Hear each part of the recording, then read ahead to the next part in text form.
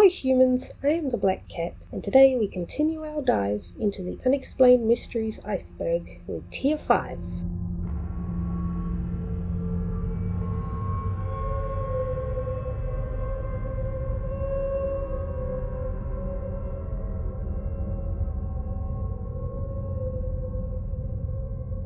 If you don't know, there have been several rovers sent to Mars in an attempt to explore the Red Planet, looking for evidence of life or water on Mars, or evidence that there was life on Mars, in the past, I should say. During these missions, the rovers would send back photos of the landscape that it would take. One of these rovers, called Spirit, was active from 2004 to 2010, and on the 5th of September 2007, Spirit captured a photo and sent it back to NASA. In this photo, one image stood out to some people. It's claimed it resembled a humanoid-looking figure, and some people believe the figure bears a striking resemblance to Bigfoot. Some think it's an alien, and some think it's just a rock. Honestly, I think it's a rock.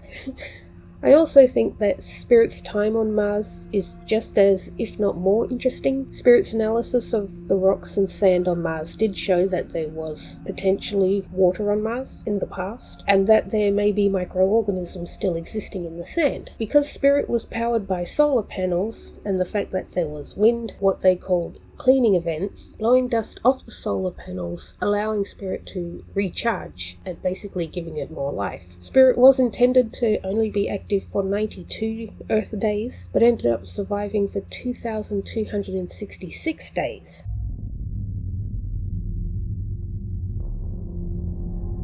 Okay, so they have this listed as the Berenstain Bears effect, but I'm pretty sure they mean the Mandela Effect, right? The Mandela Effect is when people remember something being one thing and finding out that it's something else. Well, that's incredibly vague.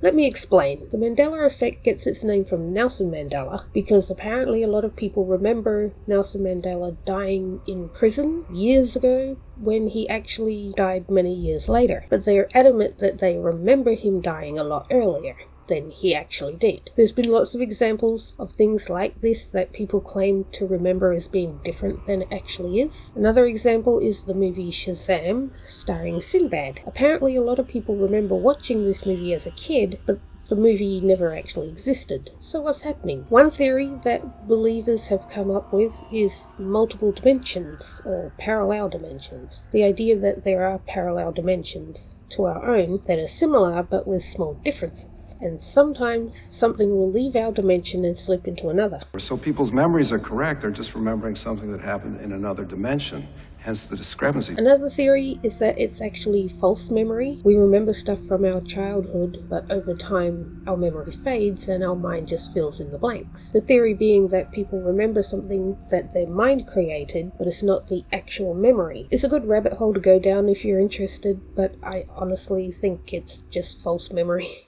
Is simply people misremembering stuff.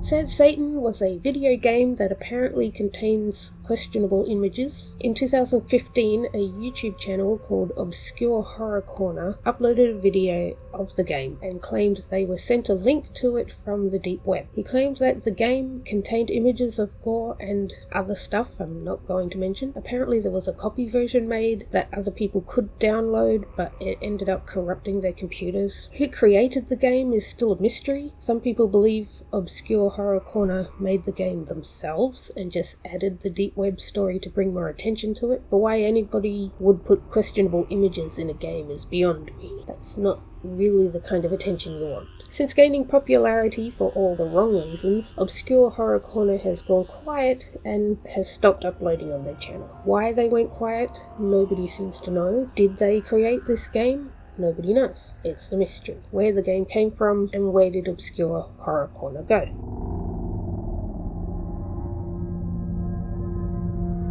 The Fermi Paradox asks the question, why have we not been visited by aliens yet, allegedly? So apparently there are billions of stars that are similar to our sun, and there's the possibility that there are other Earth-like planets, right? With the possibility of potentially having life. potentially intelligent life. Humans, modern humans, haven't been around that long in the grand scheme of things. In the history of humankind, it's only been a short amount of time that we have had people leave the planet, but they've only gone as far as the moon, right? Nobody's gone further. The idea is, technically, it is possible that there are other planets that are inhabited in the Milky Way, right? Or in the solar system. It's theoretically possible. Then why has there been no tangible evidence that there are aliens from other planets? Why have they not come here or sent a probe or any kind of thing like that? I mean, logically, we can't be the only people in the entire universe. It's got to be possible, right? It's probable. But I think we also have to consider the possibility, if there are other planets with other life on it, that they may not have gotten to the stage of creating travel that can take them across the universe. I mean, we haven't. So people just automatically assume aliens would be more advanced than us. But why? Is it not possible that if they're at the same stage of life that we are, they also would not have gone past their own moons, or moon, or whatever? Then of course, some people believe that they have come here. Some people believe that we have been visited by aliens and that they come back regularly, but it's kept hush-hush by the government, because I don't know why. Other possible explanations as to why we haven't made contact is it may not be possible for the aliens to travel too far out into the galaxy, like I said. Another possibility, we haven't listened properly, or we haven't listened long enough, or maybe they have come close but are not willing to try and communicate with us, or maybe we're not sending out a message to say, hey, how's it going, give us a call. Or of course there's always the possibility that if there is super intelligent life, they may consider us too primitive to bother with.